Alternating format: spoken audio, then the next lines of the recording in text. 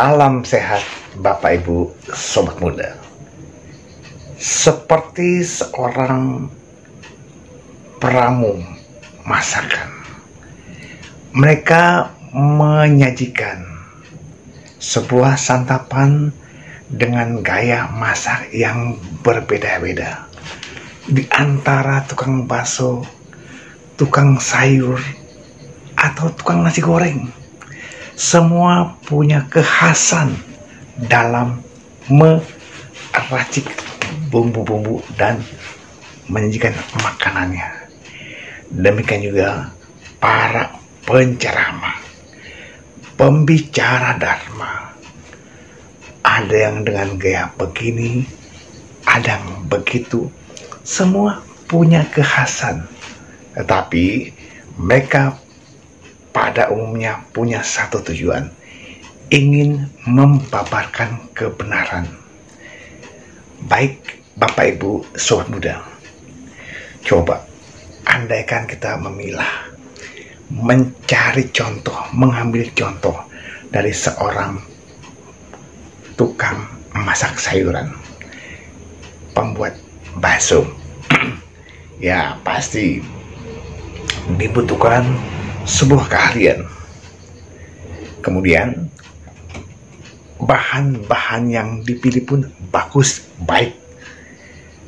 Lalu yang pasti dia pun ingin mengambil manfaat, punya kesehatan buat konsumennya. Lalu rasa yang cocok. Kemudian penyajian bumbu yang pas. Demikian pula para pembabar dharma, para penyampai dharma, mereka memiliki tujuan mulia agar para pendengarnya bahagia. Ya seperti yang Sang Buddha sampaikan, ajarkanlah dharma demi kesejahteraan semua makhluk. Tentunya kita harus perhatikan juga dalam hal penyampaian dharma yang dibabarkan. Bagaimana cara penyampaian dharmanya? Tentu step by step, poin per poin harus runut, tidak ngacak-ngacak ya.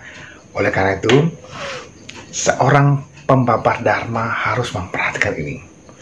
Lalu punya sifat sikap dan semangat dalam menyampaikan bimbingan dharma. Kenapa? Tanpa semangat, tanpa kekuatan ini, maka para pendengar pun akan loyo, nggak semangat mendengarkan bimbingan dharmanya. Oleh karena itu, semangat perlu dimunculkan, perlu ditunjukkan oleh para pembabar dharma. Kemudian sifat yang juga patut didukung, sabar dalam menyampaikan bimbingan dharma. Bisa saja ada pemirsa, ada pendengar yang kurang tertarik, dia sabar, dicari metode-metode yang cocok, sabar menyampaikan bimbingan dharma. Lalu dengan kesabaran ini akhirnya menyampaikan bimbingan dharma setahap demi setahap. Seperti Buddha menyampaikan khotbah pertamanya dari permasalahan yang dihadapi dunia seperti apa. Akhirnya dijabarkan tentang adanya duka, sebab duka, lenyapnya, dan jalan menuju lenyapnya duka. Setahap demi setahap. Yang juga harus didukung adalah konsisten dalam menyampaikan bimbingan dharma. Saya membabarkan dharma harus kontinu, konsisten, dan tetap teguh dalam tugas membabarkan dharma, membimbing dharma. Untuk apa? Untuk memberikan pencerahan minimal kepada diri sendiri.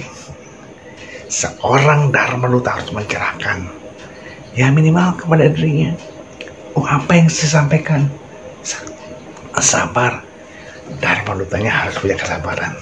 Oh dermawan, Dharma Dutanya harus punya kedermawanan.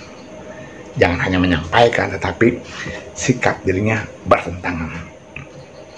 Kemudian bertekad untuk mencapai tujuan. Tentu dengan waktu yang sudah dibatasi. Misalnya 30 menit, 40 menit, atau mungkin 10 menit. Dia harus konsisten. Berapa lama yang harus saya sampaikan waktunya ya? Ada, karena tiap tempat akan berbeda waktunya. Lalu dalam menyampaikan bimbingan Dharma ini, seorang Dharma Duta harus dengan bijaksana memikirkan siapa pendengarnya. Apakah adik-adik sekolah minggu, remaja, pemuda, atau umum? Ini, seorang Dharma Duta harus bijaksana memilah dan memilih materi yang akan disampaikan. Lalu dengan bahasa yang sama. Jangan ya misalnya di tingkat yang rendah tinggi bahasanya. Kenapa? Karena pemahaman akan sulit. Lalu juga selingi humor. Karena apa? Sebuah paparan Dharma yang tingkatnya tinggi, bahasanya datar, materi what hanya disampaikan secara textbook. Apalah artinya? Akhirnya mereka pulang, mereka kembali tak memahami apa.